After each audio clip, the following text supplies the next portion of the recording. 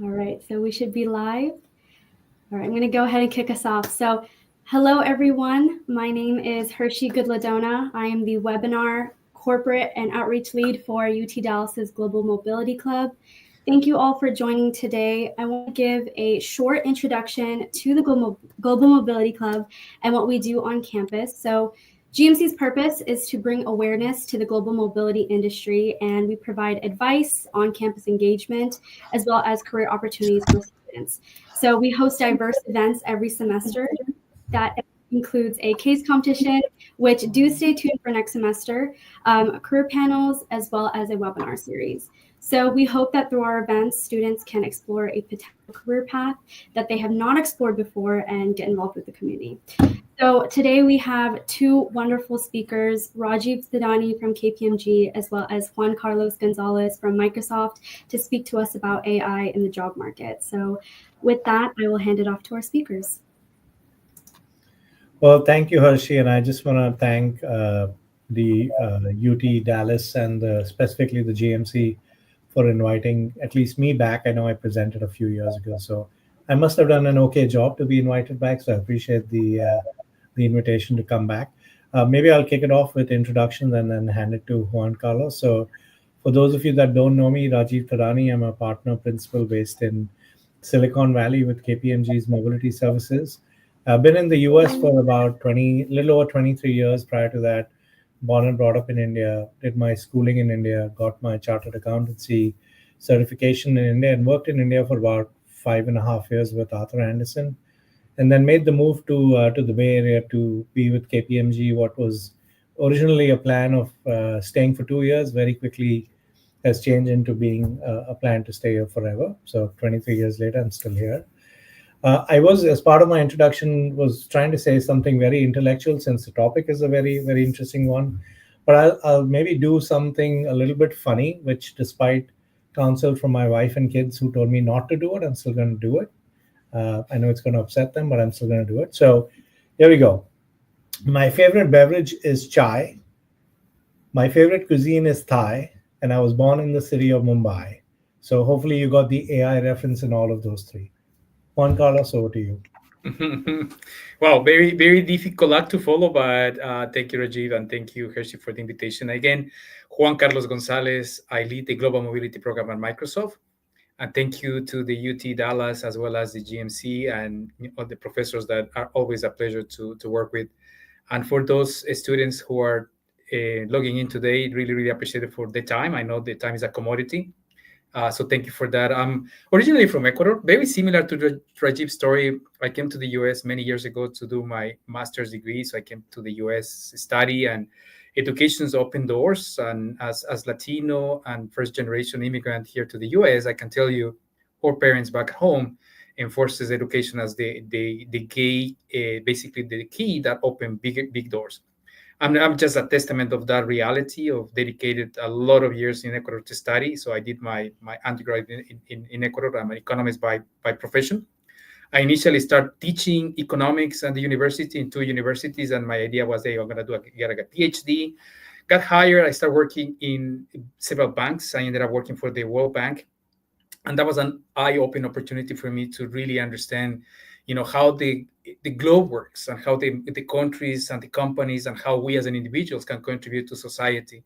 So long story short, I came to the US, came to study, found the love of my life, and 23 plus years later, going through all the immigration processes. So when you think about how difficult or how challenging things are, please don't get never discouraged.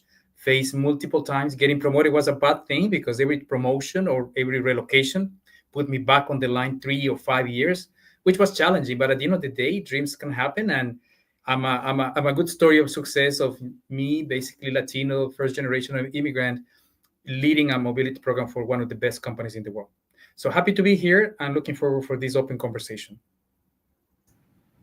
Excellent. Thank you, Juan Carlos. So let me maybe just set the stage. So what we're going to do is we're going to spend about 25 minutes on some content that Juan Carlos and I have prepared, both providing our respective perspectives. And then we're going to have Hershey kind of lead some sort of a fireside chat with questions. But certainly we encourage all of you that are attending the stream and the LinkedIn Live to certainly ask questions as we go along. I didn't want to be remiss in making sure I was thanking Kervin Guillermo from HPE, who probably is the master connector. He connected Juan Carlos and me. He connected us to UTD. He connected us to GMC, to Professor Hubert. So thank you, Kervin. I'm pretty sure you're watching the stream. All right, so let's get started with that. So what is artificial intelligence? Again, I hope everyone is familiar with kind of the evolution of what has happened, right? So AI, if you go back in time, in 1956 is when we had kind of this broad field of computer science where we were building intelligent machines, right? And I think we've seen that evolution or that transformation take place quite a bit over the years. We then went to machine learning in 1997, which really meant that it was a subset of AI, and it was really driving existing machines to leverage existing data, right? So we were taking machines, putting data in it, and trying to work with it. So if you may remember, IBM had come up with the chess player, right? That competed on chess, right? So that was taking existing data and competing with it. We then had this pretty, what I call transformative Gen AI evolution in 2021, right? So we had this, type of AI that can take existing content, existing data, and create new content, right? And then, obviously we had the evolution of ChatGPT in November 22, which is obviously run by OpenAI, and I know Microsoft has a very, very close connection with OpenAI, right? And has actually was involved when there was a fairly large leadership crisis. I think Microsoft was one of the ones that helped streamline kind of that leadership crisis at OpenAI, and we're thankful for that. Mm-hmm. I thought I'll add a little plug for KPMG here as well. So KPMG created what we call a Gen AI for tax, which is our own internal, we call it our own internal chat GPT, if you will, on tax issues, mobility and broader tax. And we've been leveraging it within KPMG. We're also now slowly starting to leverage it for our clients so that they have the ability of taking a very secure environment and asking questions on what can or cannot be leveraged from a Gen AI perspective. So that's a little bit of history on AI and Gen AI. Well, let's look at some of the headlines, right? So I think it's been pretty transformative, right? And I always joke, and I think hopefully you got from both Juan Carlos and my story that we've been in the industry for a while, but we've also seen, we've seen quite a bit of the evolution, if you will, right? We've seen .com phase, we've seen the housing crisis, we've seen the pandemic, which literally brought the world to a standstill, right? So I think all of you as students and as people who are getting into the workforce, you're going to see this over the course of your careers, right? You're going to see something very transformative that will happen multiple times, right? Maybe if you're lucky, it'll only be once. If you're not lucky, you may see it multiple times. So you have to be ready. You have to be nimble to be able to navigate something like that. Now, I'll call out, one of the data points we have here is you see how much time it took Instagram and Spotify to get to 1 million users. And look at how quickly ChatGPT got to 1 million users in a very, very short period of time. And I know Juan Carlos has some data on getting to 100 million users as well. The other thing I just want to call out here is, obviously, every company that is in any kind of business is focusing on Gen AI today, right? You can either do it on your own, you can be aligned with a startup, or you do it with someone like a Microsoft that has been doing this for a while and has frankly enabled a lot. In fact, KPMG is working with Microsoft. We'll talk about that partnership here in a little bit. Juan Carlos?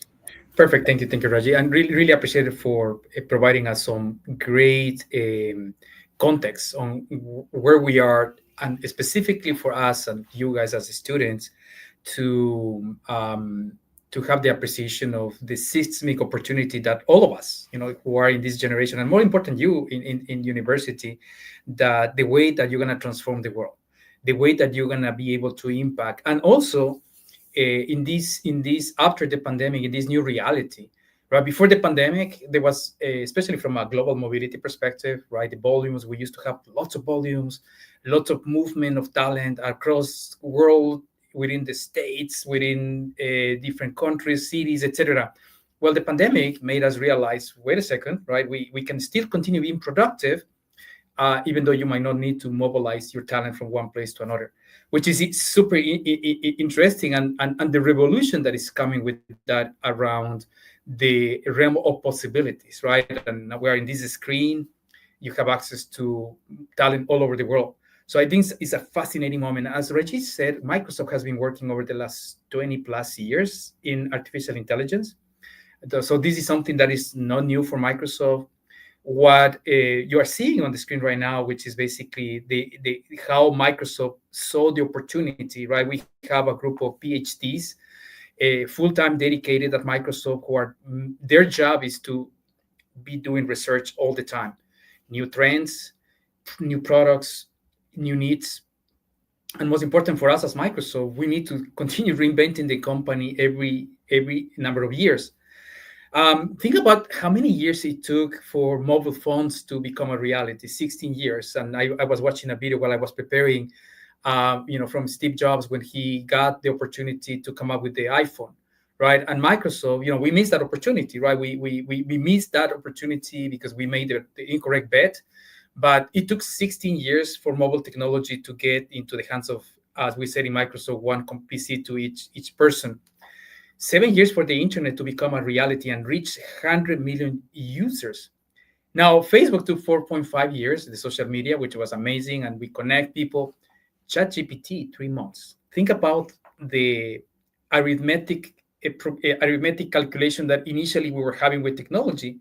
Now that this has converted into a progression, which basically is multiplying times X every single month, every single year.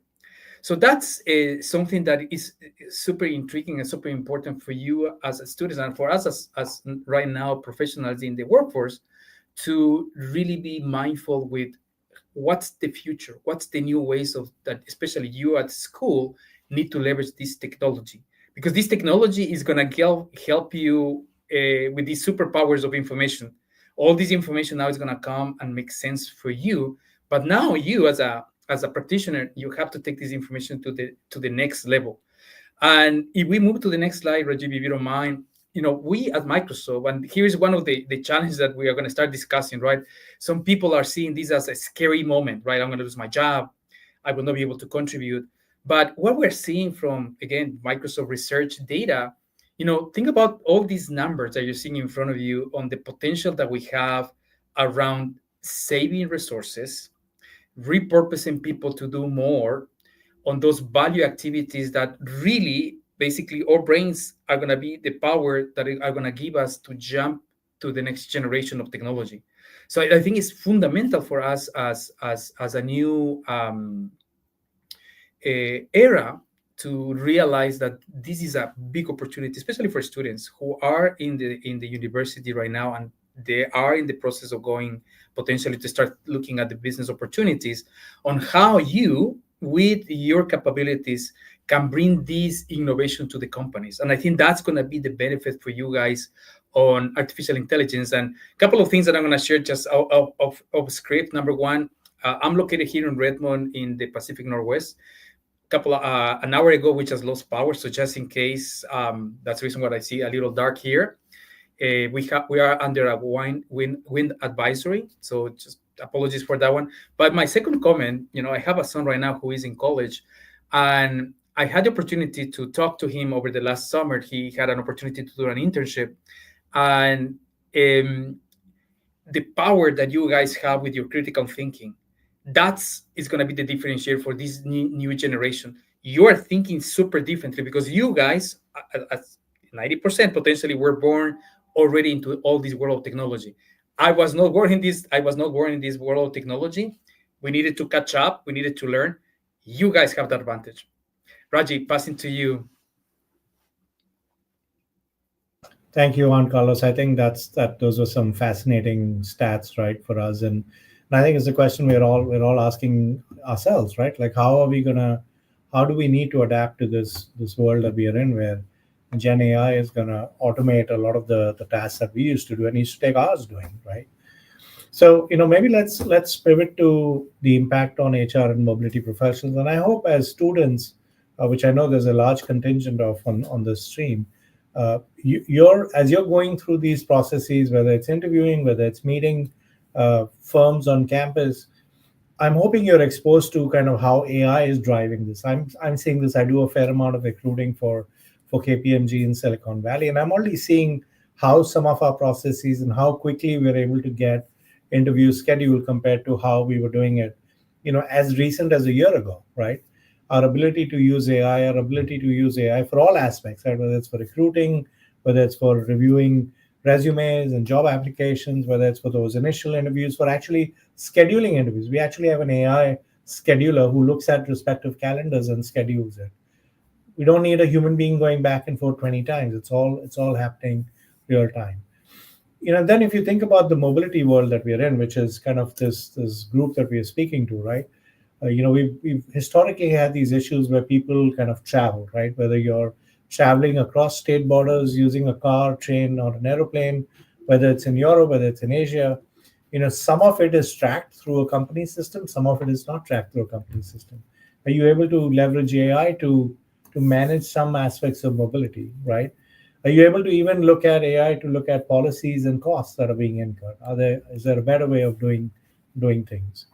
And then finally, there is, I will always remember this story. Many years ago, I was speaking to a client about business traveler compliance, and they said, "Come in and show us technology." We went and we showed them technology, and the client looked and said, "This is fantastic, but I don't care about business traveler compliance as much as I care about the safety and security of my employees who are traveling. I don't have that data available to me on my fingertips, and it makes me very nervous. If there's a crisis, if there's a war, if there's some sort of an escalation, I need to evacuate people. I don't have that data." So that's front and center for pretty much every company, right? Wanting to keep close tabs on the employees, not just for compliance, but for safety and security reasons as well. And is there a way to leverage AI to help you manage that as well?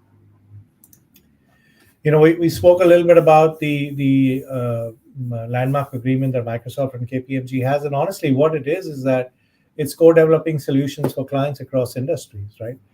Microsoft is empowering KPMG's professional services with their Gen AI technology. We've already, I spoke about Gen AI for tax. Some of that came from us leveraging Microsoft technology, right? There's a lot on this page, but probably the one piece that I would draw your attention to is the comment from Satya Nadella, the CEO of Microsoft, right? Which is 92% of human resource executives are planning on increasing their use of AI in at least one area of HR, right? And that tells you that I think this data is from maybe a few months ago. I think if you were to look at this data today, it would be even higher, closer to 100%. 92% is high enough, but I think it would take you closer to 100%. So there's a lot that's happening, right, in the entire universe. But if we focus our attention on HR and mobility, I think we're going to see a whole lot coming out of it. I'll make a comment. I was at the WERC conference a few weeks ago, and pretty much every session we went to, there was an element of AI that was being spoken about. There was actually a standalone AI session as well, but pretty much every session we went to, there was an emphasis on, how whether you're a service provider, whether you're a mobility professional, how you're going to have to embrace AI and help make that as part of your day-to-day activity, because that's what's going to drive a lot of the different things that we have to do. But we all know that it doesn't come without its challenges, right? So there is obviously these 5 pillars that I call in terms of what may be the challenges, right? So, are you able to trust the data that is being used to come up with the Gen AI results? Is there a risk of bias? Is there a risk of discrimination or misinformation? And we've seen some of that in the earlier versions of what was available to people. You then think about compliance and AI and regulations. I was sharing with Juan Carlos before we started. I was at an AI summit a few weeks ago, and it was not a mobility summit. It was a broad Gen AI summit, and there was a great panel where they had 2 lawyers up on stage and 2 CEOs of AI startups on stage, and the debate was on, should AI be regulated? Is it too early to regulate it, or should they wait? And the lawyers were of the view that no, you need regulation right now, because that's how you're going to track it. That's how you're going to make sure it meets all of these different conditions. And the CEOs were focused on, no, let's make some money. Let's make some money with AI. And when we made enough money, we can regulate it, right? So it was a very healthy debate. And I have to admit, I was torn. I don't know where I would fall on. Like, do we regulate it right now? Or do we regulate it in a year or 2 years when hopefully we've generated enough of an income stream? And it's scary, right? Because you don't want to be completely unregulated, right? So it's a very healthy discussion. I will tell you, the lawyers had a point of view that regulation doesn't necessarily mean that you're trying to control it. Regulation can also drive innovation, and we've seen that over a period of time, right? We've seen things come out because there was regulation, and it led to innovation. So very interesting discussion on AI and regulation. And then you think about, the security and the privacy of kind of what you're asking. I think there's multiple examples of where in the early stages of ChatGPT, people went and put some code in ChatGPT, and then that code would expose some of their internal company workings, right?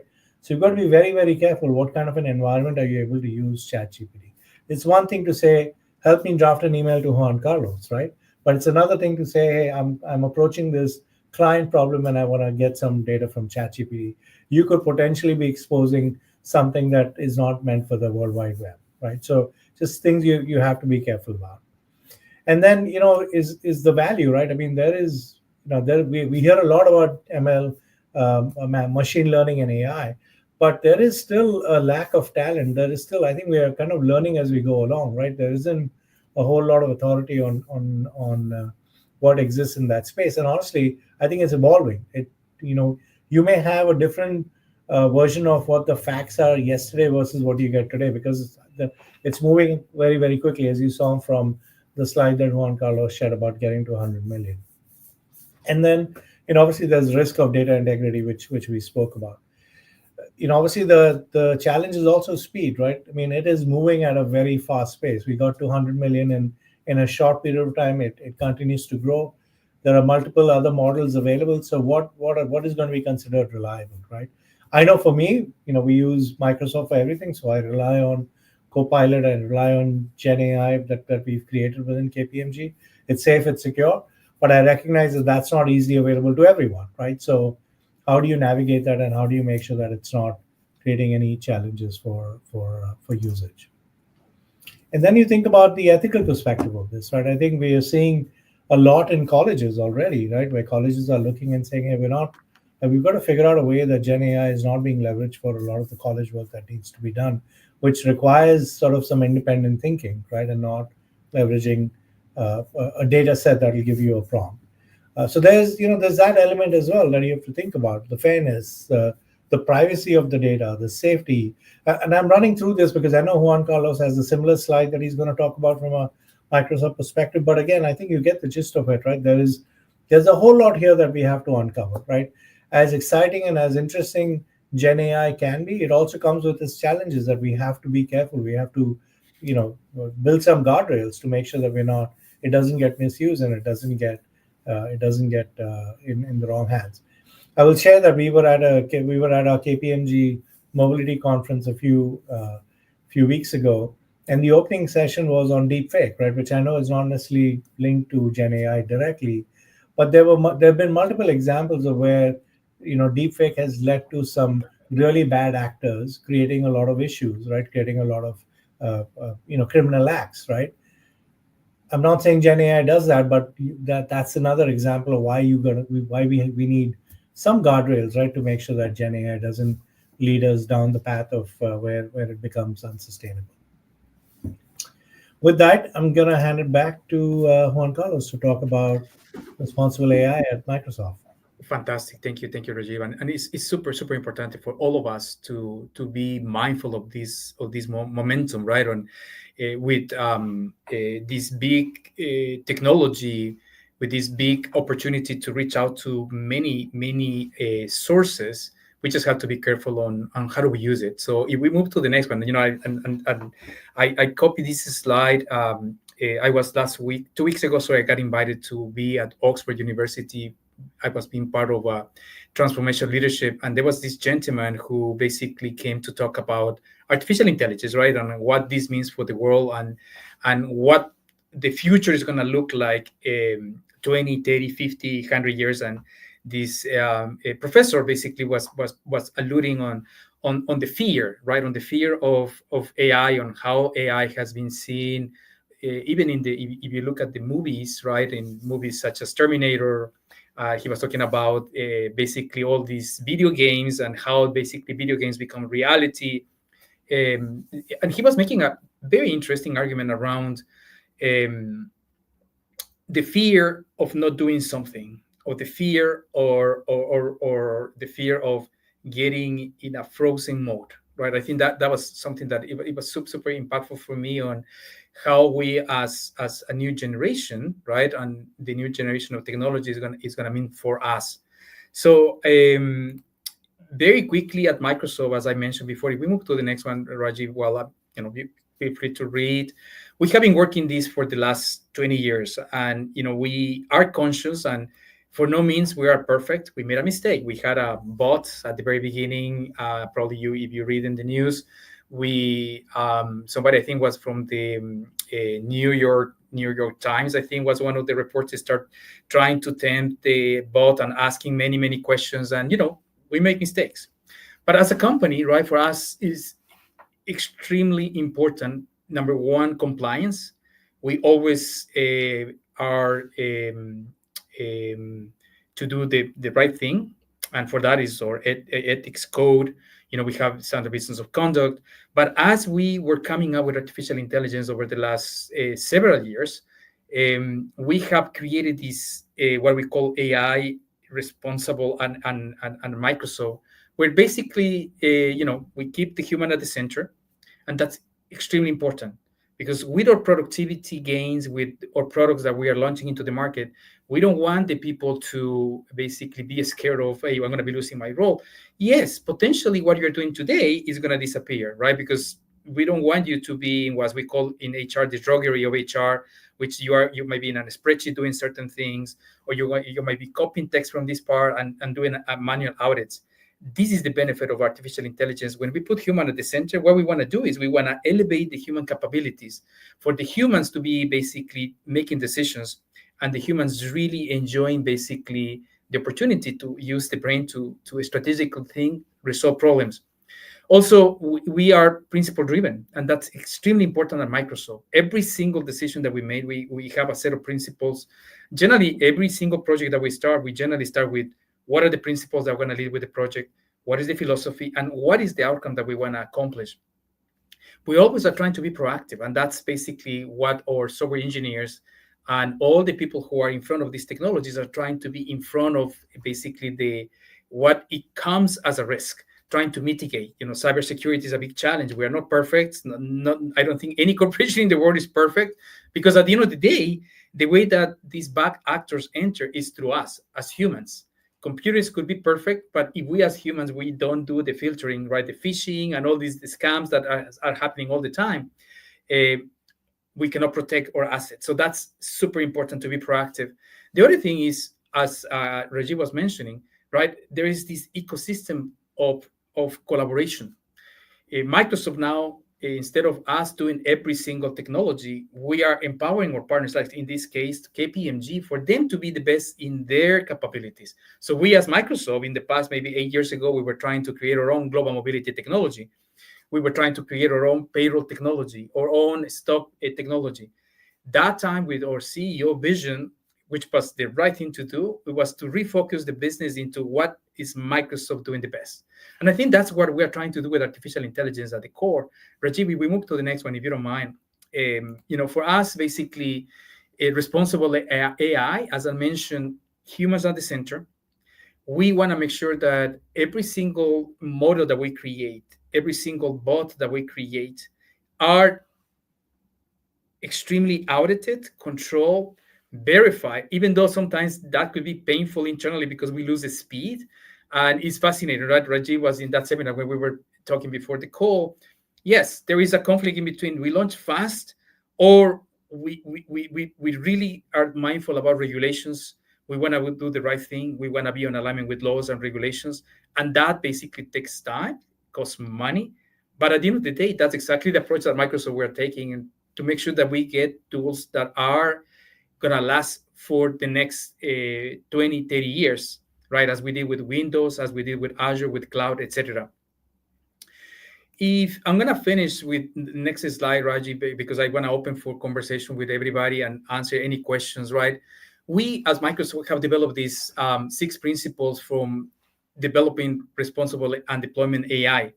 we want to make sure that it's fair, right? And the fairness, we have basically a team of software engineers, lawyers, human-centered practitioners who are looking at this as an opportunity for us to make sure that we don't create these hallucinations in our models, but we want to keep that information extremely into what each company, each ecosystem, each industry want to define as the rules, the way that an industry is going to play in that field, so we avoid these hallucinations. It's fundamental for us as a global mobility ecosystem to be on top of this. And how do we do this? We need to make sure that we have control, access control. We are vetting our suppliers. We're making sure that suppliers are following the law to make sure that all this information is triggered at the right time. Artificial intelligence, at the end of the day, the way that we're seeing in Microsoft through Copilot, for example, is going to have access to everything that you do. Your calendar, your tasks, your SharePoints, your file drives. Think about any single document that you have created. AI will give you the capability to access to all these assets. So that's the reason why it's super important for you to, from the very beginning, when you're creating a document, start thinking about who can have access to this document, what type of information I'm putting there, what IP, intellectual property, I'm creating here. And most importantly, make sure that where do you store that resource and for how long you're going to store the resource. So that's one of the principal fairness. The other one is reliability and safety. So we need to make sure that these products and artificial intelligence keep the safety at the core. And that's what we're spending a lot of money and resources through our data centers around the world to make sure that we have access to all this data all the time. And the data is being monitored all the time. So huge investments on the models behind the scenes, because it requires a lot of energy from a Microsoft perspective. Privacy and security, that's fundamental. With GDPR in Europe, with what's happening now here in the United States with laws, and think about what's happening in the health industry, HIPAA, etc. We have to be mindful with these regulations in each industry to make sure that the models that are going to come, they have into consideration at the time of getting the answers. Inclusiveness, this is a fundamental principle for us as Microsoft to make sure that we bring everybody together, that all the sources and all the information that is in the world can be rightly accessed by the right people, and hopefully we can deploy the information as we go with this journey. Two fundamental pillars for everything that we do at Microsoft: transparency and accountability. So we need to make sure that when we made a mistake, we raise our hands, and we're the first ones to accept, apologize, and correct actions as needed in order to make sure that what we do in the future adds value to our customers, our employees, and everybody who basically use our Microsoft products. So Rajiv, I think with that, I'm gonna share just from an HR, my last comment here on where we are as an HR organization. We basically have created our mission, and as an HR function, we are basically supporting every single opportunity within the HR, the hire to retire, on improving the employee experience. We as Microsoft are using ourselves as a client zero of ourselves to make sure that our Copilot help our employees to improve the experience. Most importantly, that our employees can move out from this drudgery of activities to the value-added creation, to the vision of empowering them to do more. So they can have more time to do strategical thinking. They can go and invest their time in learning and development, so they can go into the future of skills, right? Where basically they go and invest in maybe a project management certification, a communication change management class, rather than be in the nitty-gritty on the tasks related, because those tasks, those opportunities, those times that they're going to be able to invest is going to pay up 3 or 4 times at the end of the day with new work and new opportunities within the organization. So Rajiv, with that, I think we would like to open for questions. Hershey, I don't know if you have access to the questions, so you can help us reading, and then Rajiv and myself, we will take turns to properly answer the questions. Yes, sure. So for our audience, feel free to put in your questions at this time, and we'll get those answered for you.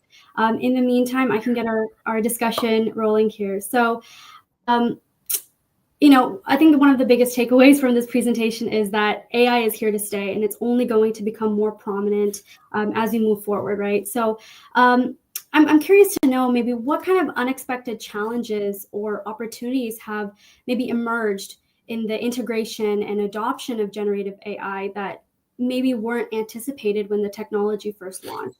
What are your thoughts on that? Rajiv, I can start and then you can complement very quickly, and I can share live examples of what we have done here on HR. So, at the very beginning, 2 years ago, when we started with this journey of HR and AI, everybody thought that we will come with a centralized strategy. So, we, as every center of excellence, right? We have 7 centers of excellence at Microsoft. All of us, we came together and we said, well, we're going to develop the strategy from top bottom. So everybody was waiting in line to get the turn. So mobility was waiting, global talent acquisition was waiting, and we decided to start, for example, with payroll, equity, and all these big chunks, health, etc.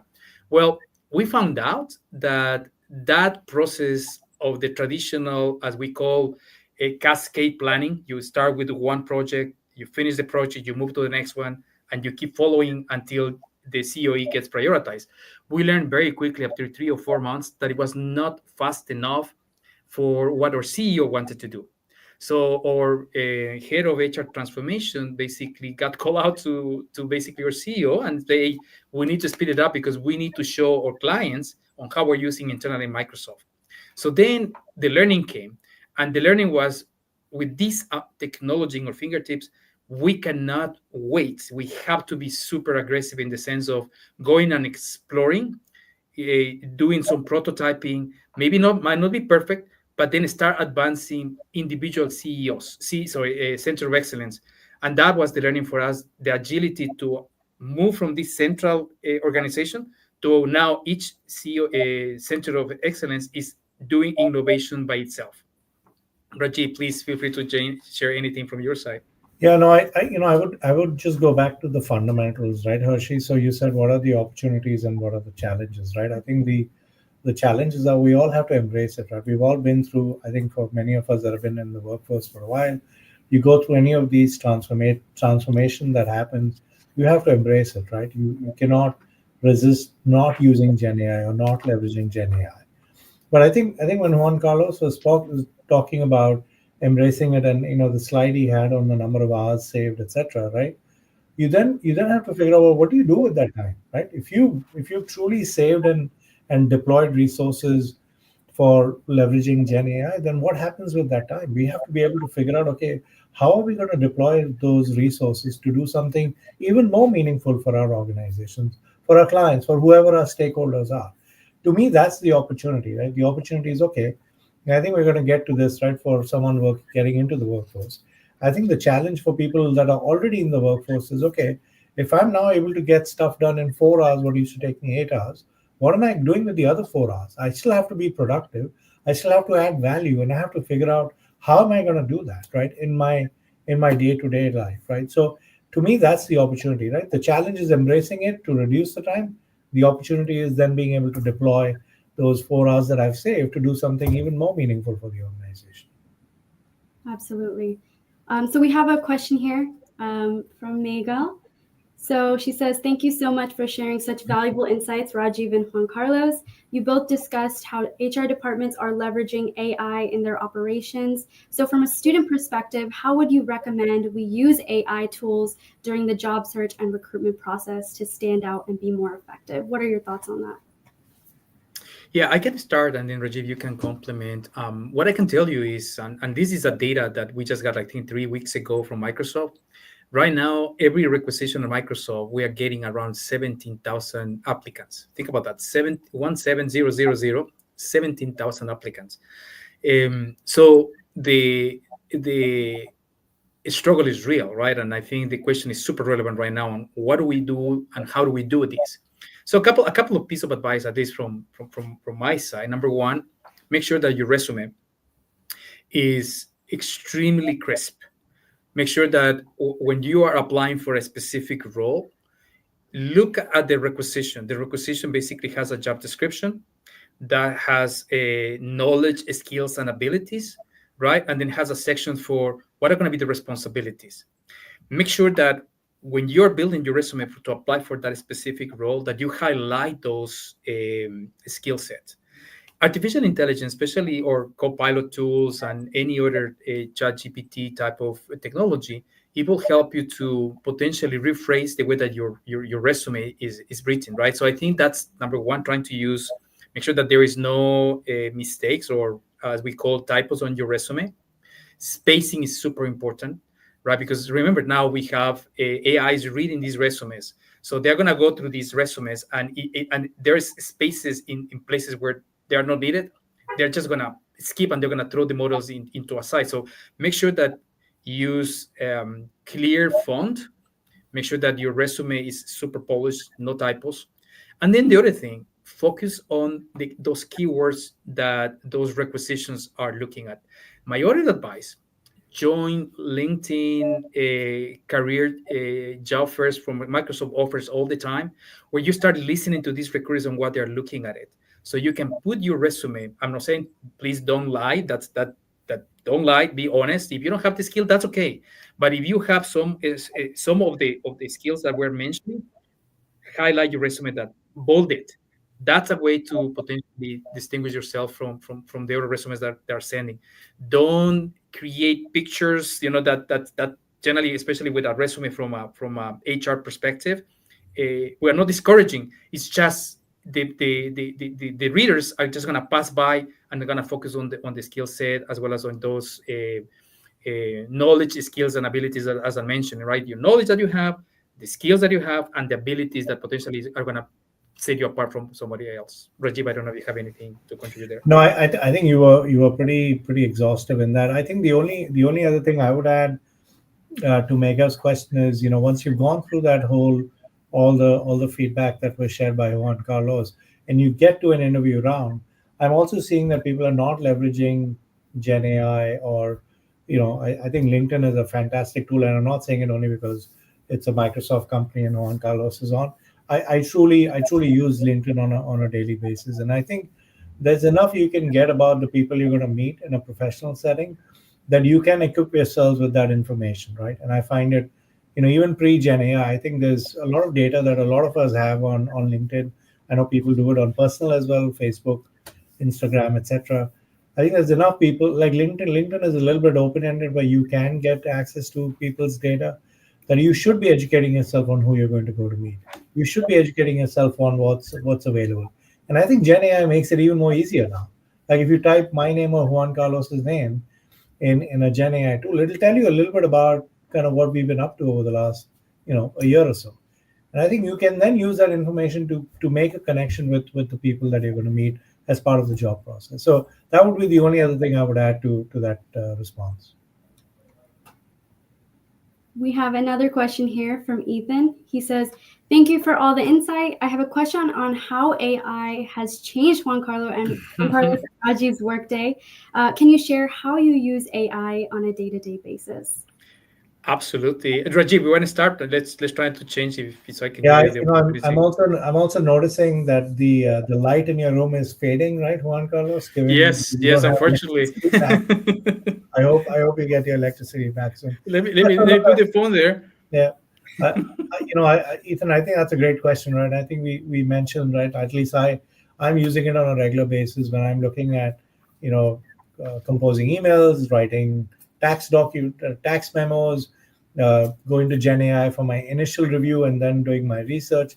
It certainly has reduced the amount of time that we spend, but it's also making me realize that I can't blindly follow it, right? So you have to have your own data. I will say this is maybe, and you'll find this, I add humor in everything I do.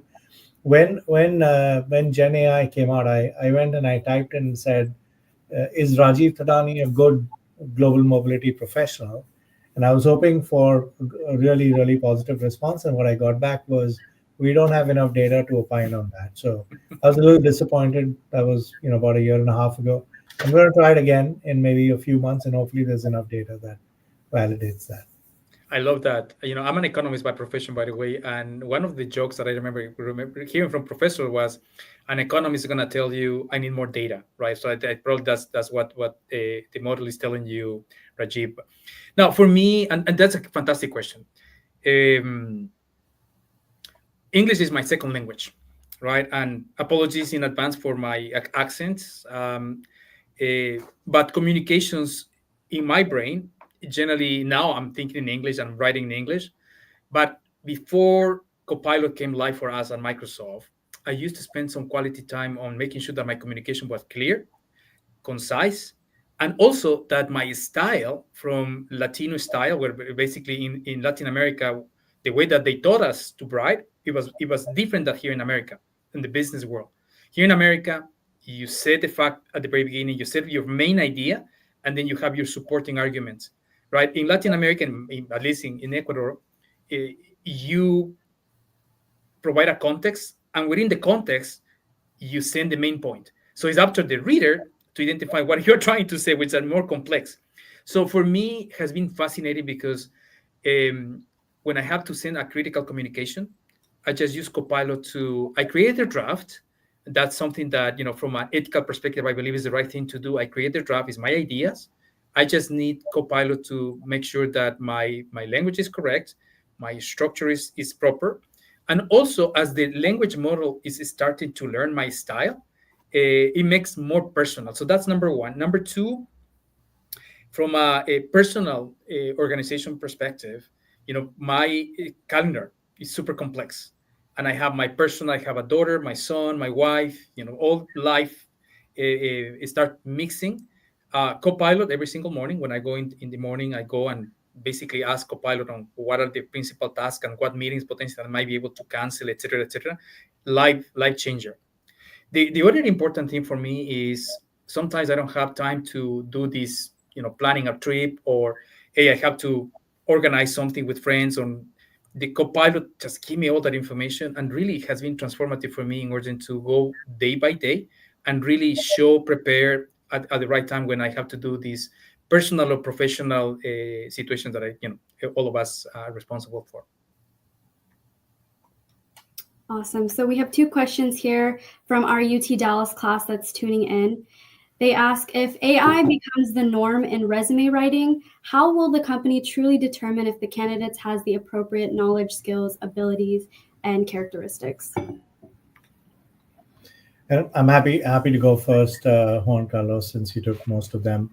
Look, I think what AI is going to do is just help you create a resume. It's not going to create the meat behind the resume, right? So the KSAO, which by the way I had to look up when it popped up. So thank you for clarifying that, Hershey. Yeah, I think that doesn't change, right? I mean, I think our backgrounds and the skills that we bring, that doesn't change. You know, Gen AI doesn't all of a sudden magically include that as a skill for you, right? Your skill is what your skill is. It's just refining the way it's being presented, right? So I think the focus is still going to be on the skills you're able to build, not just in the classroom, but outside of the classroom as well.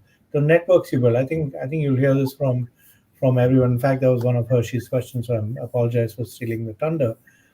The reality is human networks are still going to be very, very important. I think if you recall when we kicked this off, I spoke about, Juan Carlos sits in Seattle. Microsoft's a client of KPMG, but we've never interacted because I'm not the client service partner on Microsoft. But we met because of Kervin, right? Kervin Guillermo, who's the senior leader at HP. He sits in Singapore. Is connecting a guy in Silicon Valley and a guy in Seattle, right? So that just tells you that human network is still going to be really, really important that we have to build. I think all AI is going to do is make your resume writing a little bit easier, give you the information that you need on your fingertips to have those engaging conversations. But it's never going to replace the knowledge, the skills, and other things that you need to be successful in the workplace.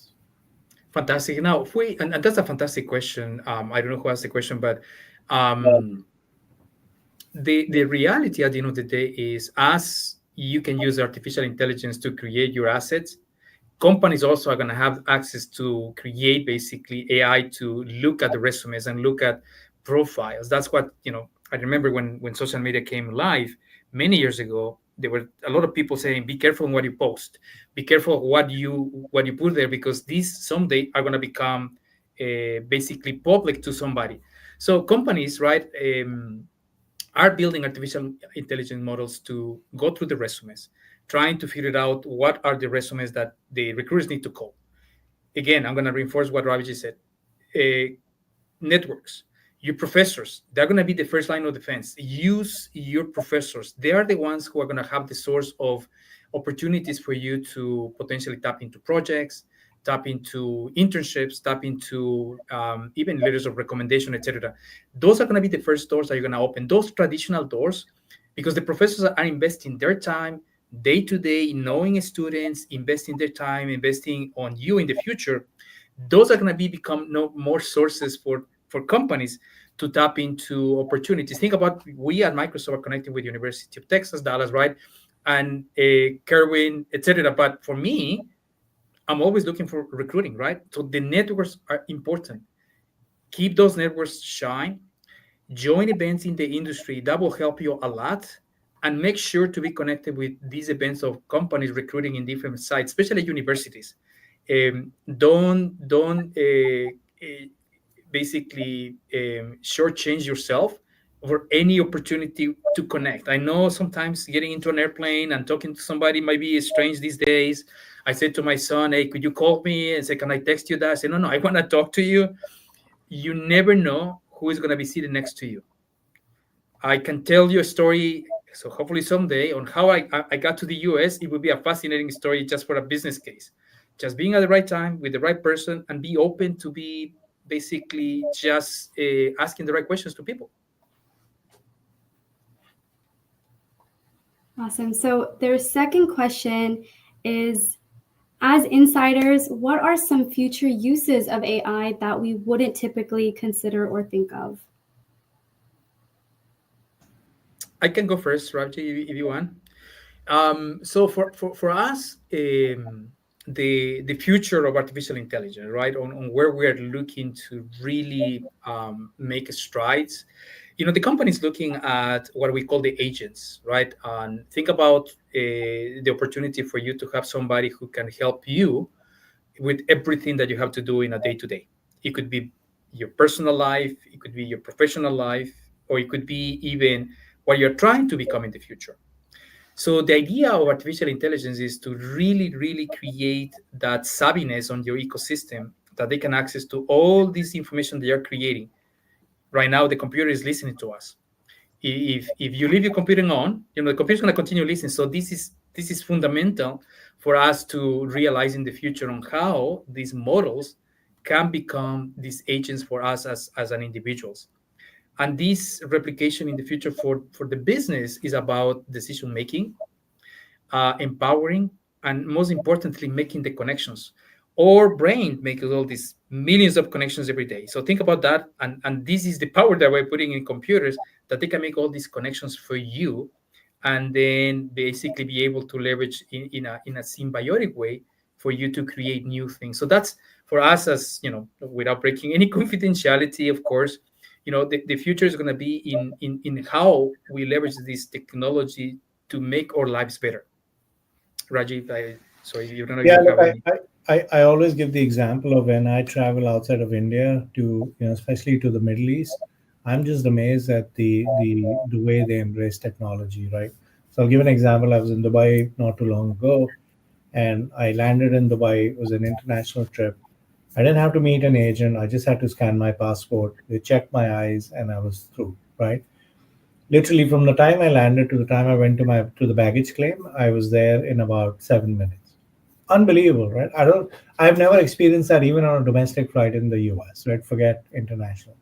So I think that's, you think about all the different things that we do in the world of global mobility, which is very labor intensive, very time consuming.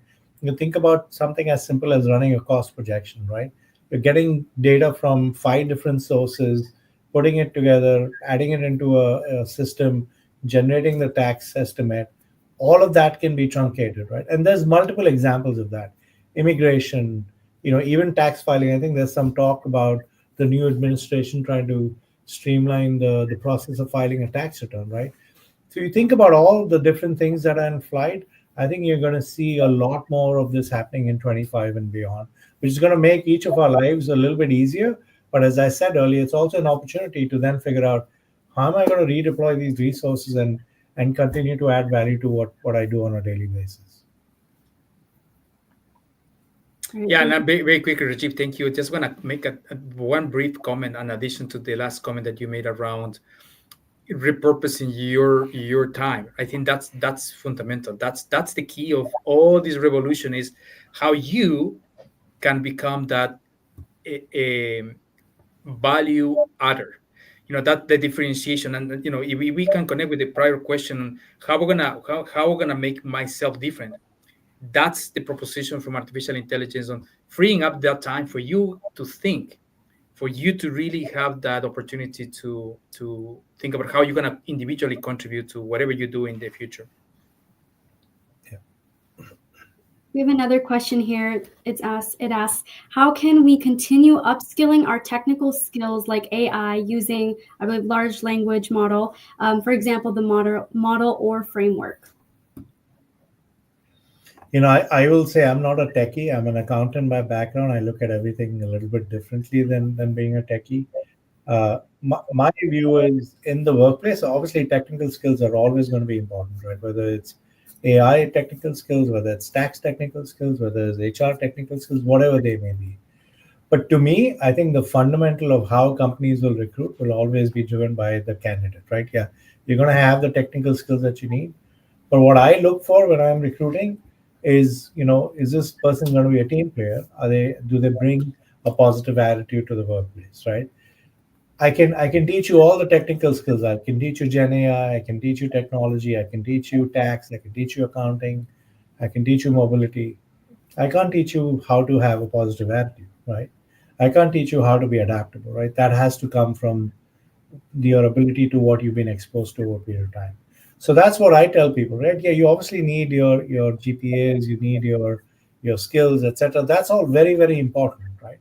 But that's all something that can be learned. I think what can't be learned is the skill set, the attitude that you bring into the workplace. So that's what I tell people. Yeah, you build your build your resume with all the great skills that you can, but focus on those fundamental things and how you come across as being a team player, being coming to the workplace with that positive attitude. Plus one, Rajiv, and I think that's fundamental, right? We call emotional intelligence, and we at Microsoft before Satya Nadella, we used to have this culture where basically everybody was every meeting you were tasked to be the smartest in the room. So your task it was to make sure that whoever speaks, you have to be better than that person. And think about that, it became a really very combative, challenging culture. We change, and what Rajiv just described is fundamental for us. We need to recruit people who are team players, who know they're going to have to be able to be thinking about the long run rather than just the short term.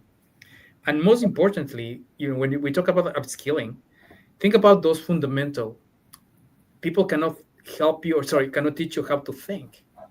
Strategic problem solving, right? Common sense. Those are the things where potentially we need to, as a society, we need to zoom out and really go back to basics. During this week in Oxford, there was a professor talking about uh, physical intelligence. And the professor was talking about we need to exercise, we need to sleep at the 7 to 8 hours, we need to eat properly. And I was like, that's common sense. But then, even though it's common sense, we don't do it. And that's basically what from an upscaling perspective, I think as a human race, we need to go back, zoom out a little bit, and really think about how we can better prepare ourselves and the future, our kids and the future generations for the workforce. That human that can have a balance in between work, fun, hobbies. I think that's the secret of successful people in the future. Upscaling in technical skills, absolutely. Excel is going to get you a door in any single company. My son was just going for an interview, and he passed the behavioral interview. Second part of the test for an internship was now Excel. They're going to be testing this. The technical skills are going to help you. But what's more important when you get the job and when you get the interview is how you're coming across. Are you coming across as a person that solves problems? Are you coming across as a person that can be a team player? and can help executing what the companies and the leaders want to accomplish in those instances. Got it. All right, so with that, we have reached the end of our webinar. So big thank you to our speakers for their time and involvement. I know how busy your schedules can get, so thank you for joining us today. And so for our students watching, you can keep up with our Club GMC and our events next semester through our socials, Instagram and LinkedIn. And we have some very exciting stuff going on, including a case competition. And we also are recruiting for future semesters if you want to join our team. And so we also have another webinar happening tomorrow where we will be talking about data privacy in the industry. And so you can RSVP using the link tree on our Instagram or on the flyer you can find on our LinkedIn. So with that, I will end our webinar. Thank you so much for joining and have a good night. Thank you. Thank you, everyone. Thank you, everybody, from the dark Seattle here. Thank you. Bye. Bye.